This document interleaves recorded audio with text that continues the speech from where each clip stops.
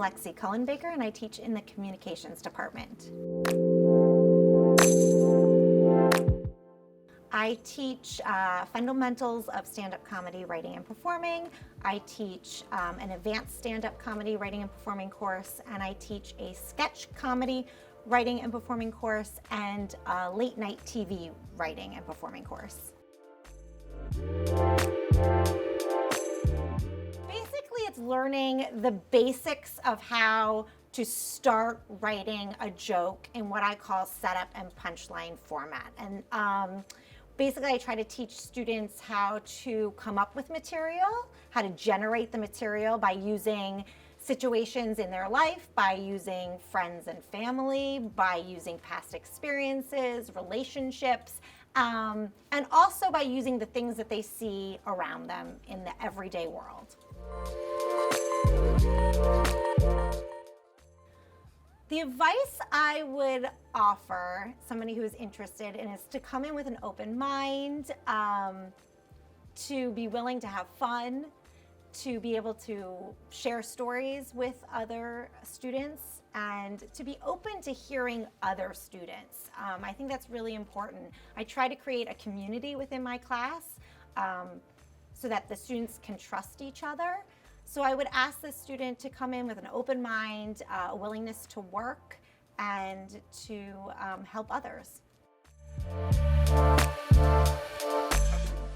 So I've been here for 12 years, and I stay every year because I adore my students. I just think they're so unique, they're so creative, they're so original.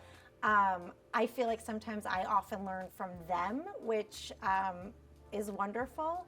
And I think that these students are some of, the most fun and brightest that I've seen. And they just keep getting better and better. And that makes my job more interesting every year and challenges me.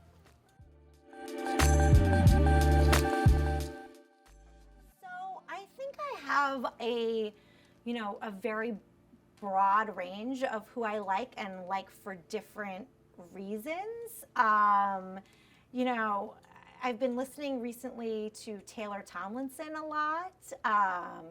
She's been, coming up. I'm definitely a fan of, women comedians out there. Tig Notaro is probably my ultimate favorite.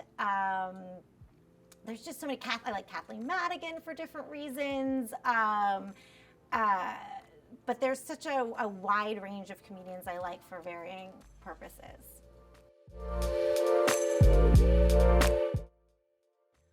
Okay, so I was a theater and dance major at the university that I attended. I graduated, moved right back to New York City, started auditioning for things, was in plays, and then I got asked to go to Williamstown Theater Festival, and at that festival I was able to meet a comedian named Lewis Black, and I watched him do stand-up, and he actually was the one who told me that I was funny and that I should do stand-up, and so I was able to work with him, and then I kind of just caught the bug. I mean, it was so much fun.